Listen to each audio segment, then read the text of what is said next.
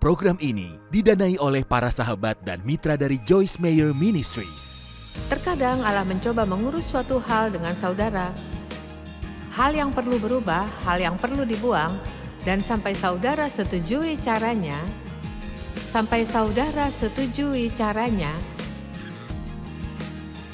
saudara tak akan kemana-mana.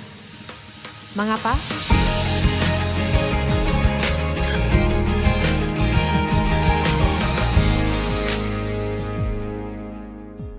Judul khotbah saya pagi ini meninggalkan kerumunan.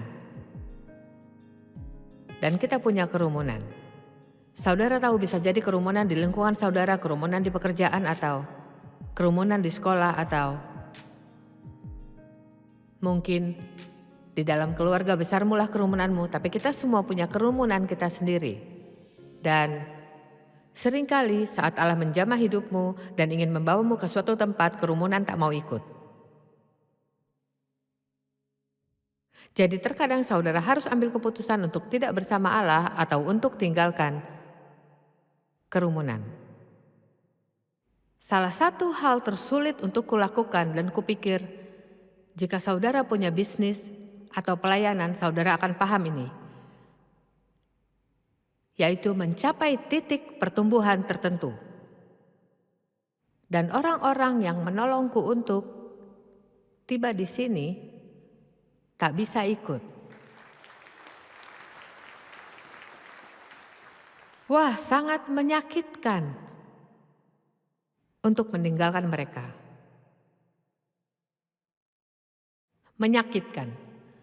Dan salah satu hal tersulit bagiku adalah untuk melepaskan mereka yang menolongku di awal, tapi tidak punya kemampuan untuk membawaku ke titik yang Allah rancangkan. Dalam tahun-tahun pelayananku, hanya ada satu orang yang mendatangiku berkata, mereka mengurus departemen yang awalnya terdiri dari 10 orang dan kini sudah 50 orang. Kata mereka, tahukah kau, ini sudah melampaui kemampuanku. Saya tak bisa lakukan ini. Saya senang jika harus terus melayani, tapi saya tak lagi mampu untuk menjalankan departemen ini. Saya sungguh menghormati orang itu. Karena kebanyakan orang tak akan mengaku. Mereka akan terus mencoba melakukan hal yang mereka tak mampu dan yang akhirnya akan memperlambat. Kami tak bisa maju. Kuberitahu saudara, penting untuk tahu kemampuan saudara. Tapi terkadang lebih penting lagi untuk tahu ketidakmampuanmu. Apa saudara perhatikan pagi ini saya bukan bagian dari tim pujian? Ada yang tahu mereka tak mengundang saya bernyanyi.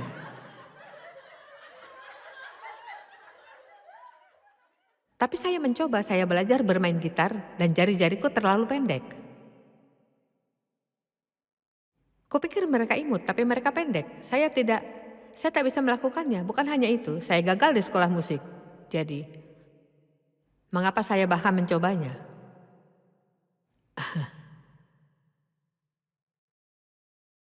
Jadi, tumbuhlah secara rohani. Bisnismu bertumbuh, pelayananmu bertumbuh dalam tingkatan. Berapa banyak yang memahami ini? Saudara tumbuh beberapa waktu, lalu tiba di titik pasif. Lalu saat berada di titik pasif, kadang saudara berkata, ya Tuhan, saya tak paham apa yang salah. Ya, terkadang Allah mencoba mengurus suatu hal dengan saudara. Hal yang perlu berubah, hal yang perlu dibuang, dan sampai saudara setujui caranya,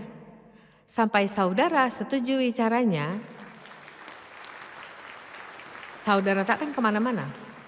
Tahu mengapa? Karena Allah tak akan berubah pikiran. Saya tak tahu Anda setuju atau tidak, tapi saya akan tetap melanjutkan.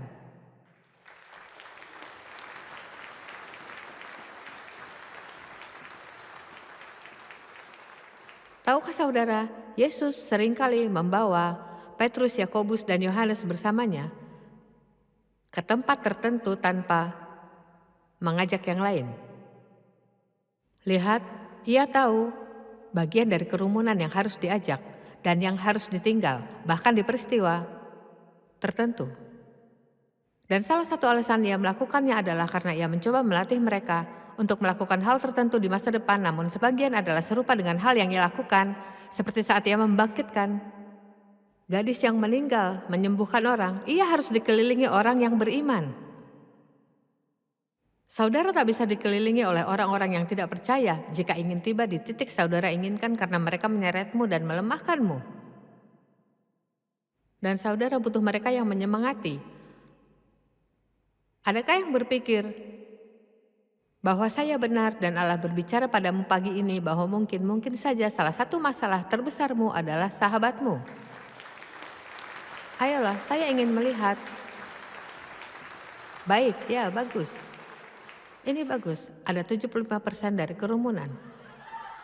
Saya akui, saya terkesan, saya pasti dengar dari Allah. Matius 17.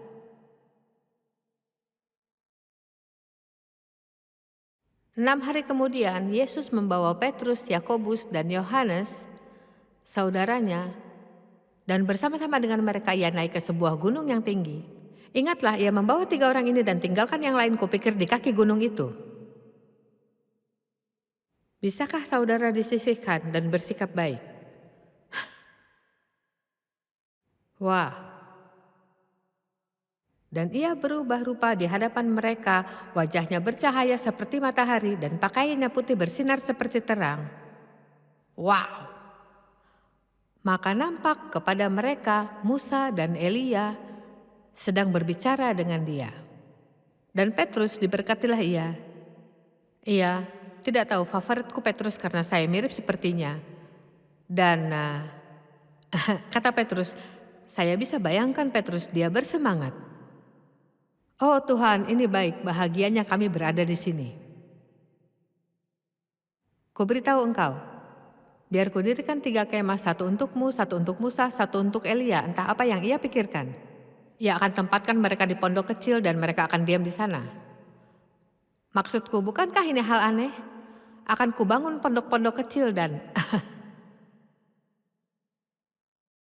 Lalu kata Yesus pada mereka saat sedang menuruni gunung, nah saya ingin kalian paham, katanya, jangan cerita pada siapapun. Oh Tuhan. Nah, tahukah saudara betapa sulitnya bagi mereka untuk kembali pada para murid lain tanpa cerita, "Hei,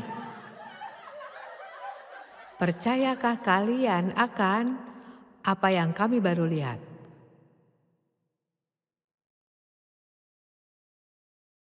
Oh Tuhanku, ku beritahu sebuah pelayanan yang tidak didoakan orang. Pelayanan tak terkenal. Apa maksudmu dengannya?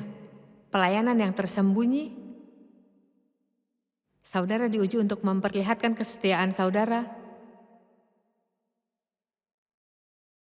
Tapi tahun-tahun tersembunyi dalam hidupmu adalah yang lahirkan kehebatan. Saudara dengar?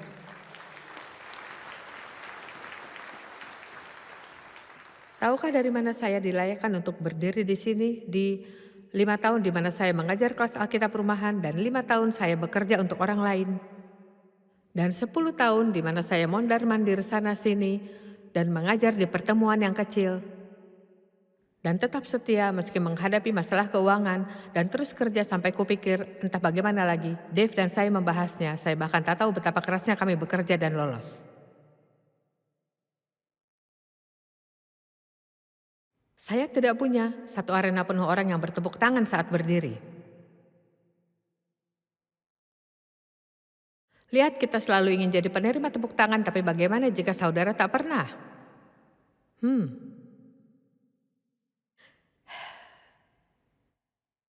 Akankah saudara setia dimanapun Allah menempatkanmu? Baik besar atau kecil, kelihatan atau tidak. Saudara tahu ada masalah dalam masyarakat kini, kita senang, kita ingin hitung segalanya. Berapa banyak pengikutmu di Facebook? Dan inilah yang kusukai. Saya punya 3.000 teman di Facebook. Ya, jika ini definisimu tentang teman. Ayolah, maksudku jangan memanggil mereka teman. Wah, saudara harus berhati-hati dengan Facebook dan segala hal itu karena terlalu banyak sampah yang dipajang orang di sana. Dan banyak orang membicarakan hal-hal yang mereka tidak pahami, bergosip, cerita sana-sini, dan menyebarkan rumor. Bisakah aku katakan sesuatu? Jangan percayai apapun yang saudara baca.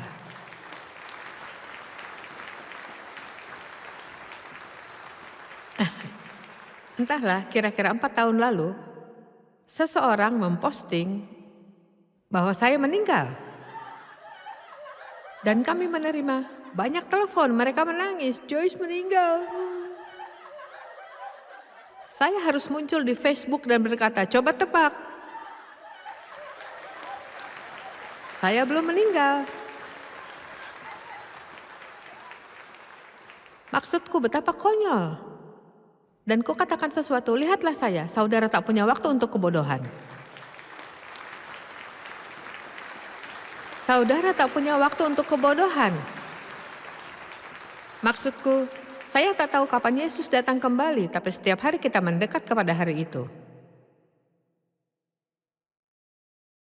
Dan saudara tak punya waktu untuk hal-hal yang bodoh, atau bergosip, atau mengkritik, atau cerita-cerita orang mengata-ngatai, menggerutu, mengeluh. Tak ada yang mau pelayanan di mana orang tak mengenalmu, tak ada tepuk tangan saat saudara selesai. Saudara tidak dipanggung di bawah cahaya terang dan saudara bahkan tidak sadar betapa penting bagianmu. Karena dalam budaya kita telah terobsesi dengan ukuran. Tahukah bahwa kebanyakan gereja, rata-rata gereja di Amerika berjemaat antara 100, 150 atau mungkin 200 orang. Berapa cabang gereja yang ada?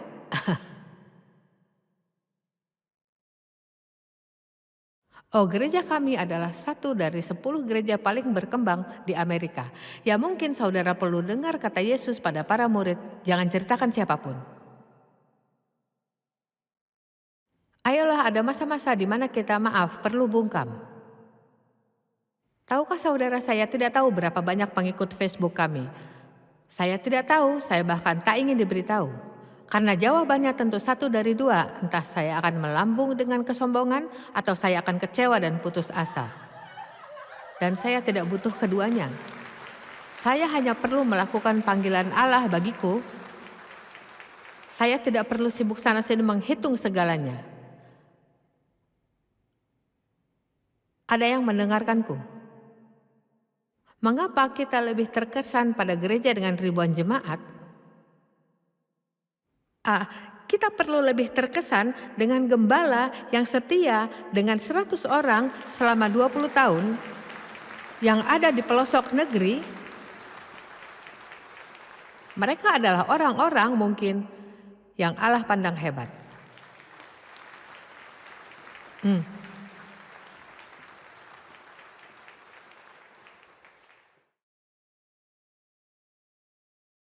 Ibrani pasal 11 sungguh hebat. Alkitab menyebut nama beberapa orang, Habel, Henoh, Nuh, Abraham, Sarah, Ishak, Yakub, dan yang lainnya. Tapi juga ada kelompok orang-orang istimewa yang namanya tak disebut. Namanya bahkan tidak tertulis di sana. Tapi dengarkan kata Allah tentang mereka.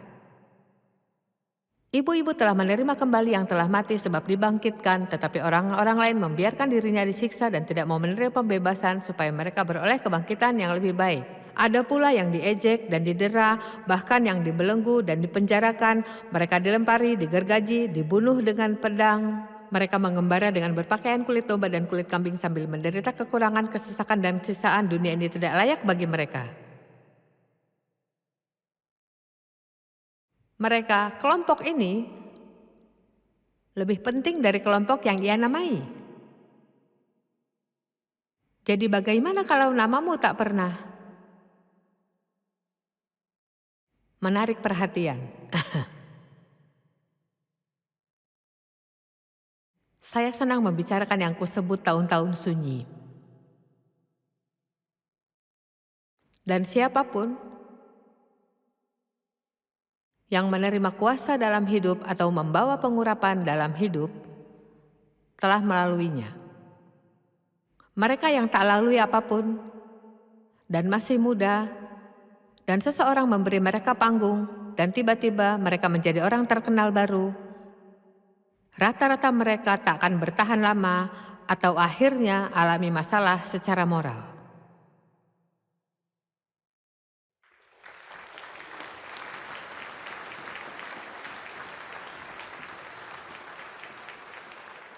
Jangan terkesan dengan karunia seseorang.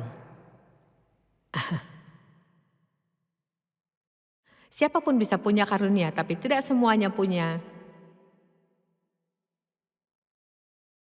kemampuan mendapatkannya dari titik mulai hingga ke titik yang Allah rancangkan. Kita perlu jadi pemeriksa buah. Omong-omong, saudara perlu paham, Yesus disunat saat ia berusia 8 hari.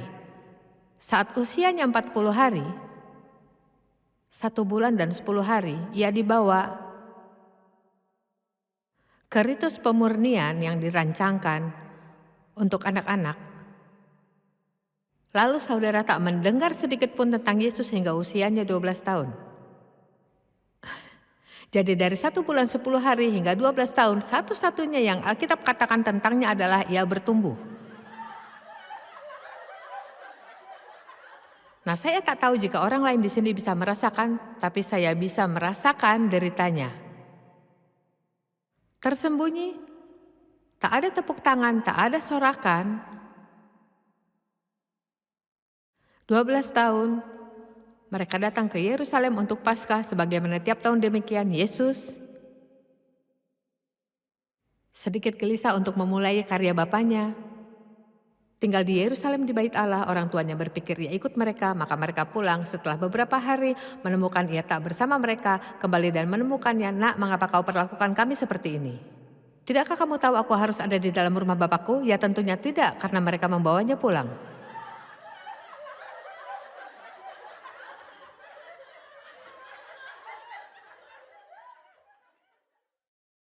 Ia punya sisi manusia, ia sedikit lebih maju dari dirinya sendiri. Tentu saudara pernah melakukannya. Oke, jadi sekarang usianya 12 tahun. Nah, pahami, saudara tak mendengar satu kata lagi tentang Yesus hingga usianya 30 tahun. Dan Alkitab hanya katakan ia bertumbuh. Sama halnya dengan Yohanes Pembaptis. Ia ada di padang belantara, semua orang pikir ia gila. Ia berjalan-jalan dengan pakaian unta dan makan belalang dan maju hutan, berteriak, "Bertobatlah karena kerajaan Allah sudah dekat." Dan satu-satunya hal yang Alkitab katakan tentangnya, ia bertumbuh. Kuberitahu saudara, dalam 5 tahun di mana saya memimpin kelas Alkitab, saya bertumbuh. Adakah yang mendengarkanku? Di 5 tahun saya bekerja di gereja dan belajar tunduk pada otoritas dan menutup mulut terhadap hal-hal yang tak kusukai. Saya bertumbuh. Dan di 10 tahun saya berkeliling dengan mobil yang bannya botak dan velgnya berkarat. Oh ya, seru sekali. Maksudku Dave merekam semua bahan-bahan. Dulu kami sebut sebagai tape. Saudara tahu kaset tape. Dan ia akan bawa semuanya, menyusun mereka, menjualnya, packing kembali, dan bawa pulang. Saya berkhotbah dan melakukan pelayananku, dan ada satu orang yang memimpin pujian, dan dia bernyanyi, main gitar, main piano, main drum dengan kakinya. Itulah tim pujian kami. Tapi saudara, saya punya kesaksian, saya masih di sini.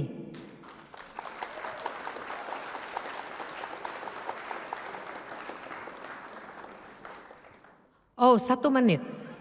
Ini menyakitkan.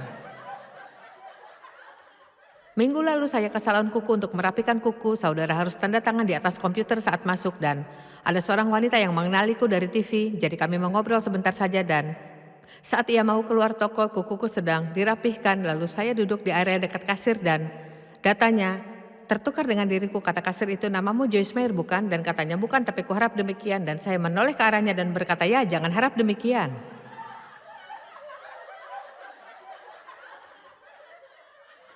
Jangan mengharapkan yang orang lain miliki jika saudara tak mau jalani yang mereka lalui. Ayo.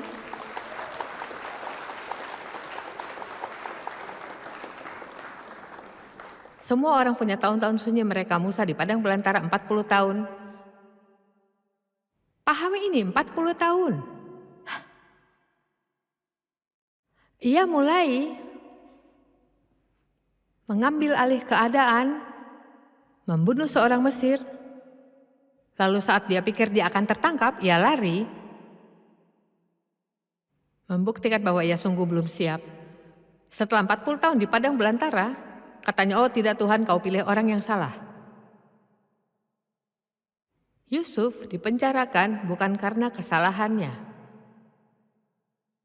Siapapun yang hari ini bernilai baik, siapapun yang punya pesan Tuhan, yang sungguh akan memberimu dampak,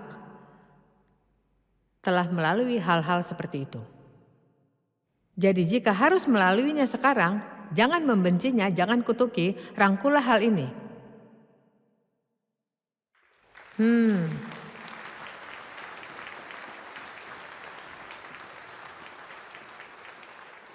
Beritahu Allah, lakukan yang engkau inginkan dalam hidupku, dan jika harus, ikat diriku di altar supaya aku tak akan lari.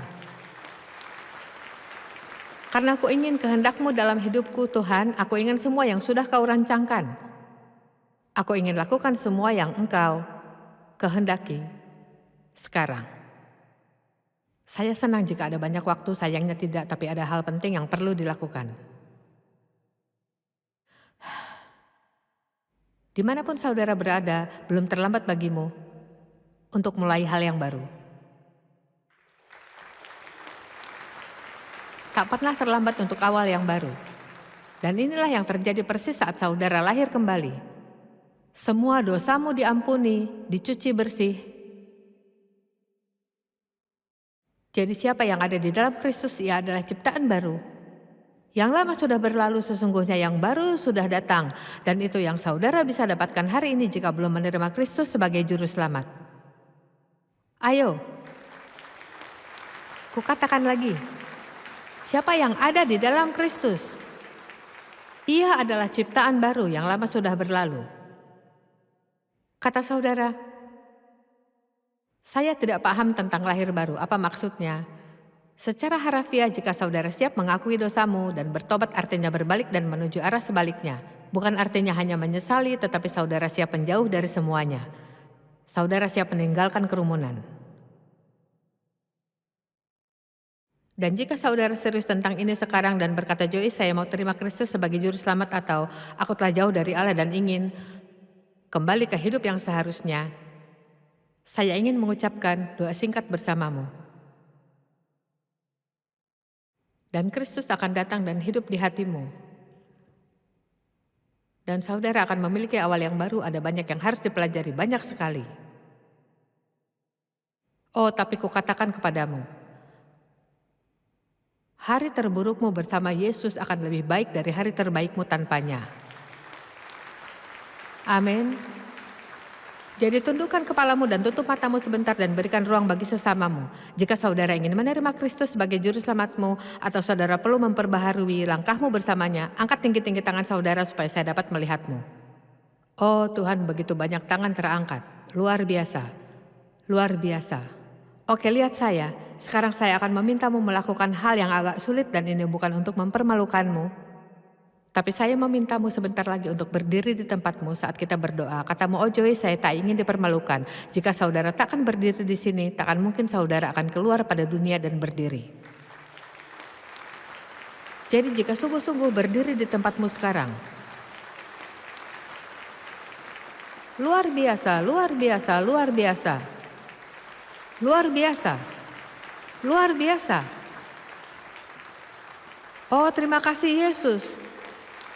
Terima kasih Tuhan. Sekarang saya ingin saudara ucapkan ini bersamaku dan sungguh-sungguh Ucapkan doa ini bersamaku, katakan, Allah Bapa, aku mengasihimu. Mari semuanya berdoa. Allah Bapa, aku mengasihimu. Yesus, ku percaya padamu. Ku percaya kau mati bagi dosaku. Engkau menanggung hukuman bagiku. Engkau mati, engkau dikuburkan. Allah membangkitkanmu dari kematian. Engkau kalahkan kematian. Engkau kalahkan dosa. Aku inginkan engkau dalam hidupku. Kuserahkan kepadamu. Datang dan tinggal dalamku. Jadikanku pribadi yang baru.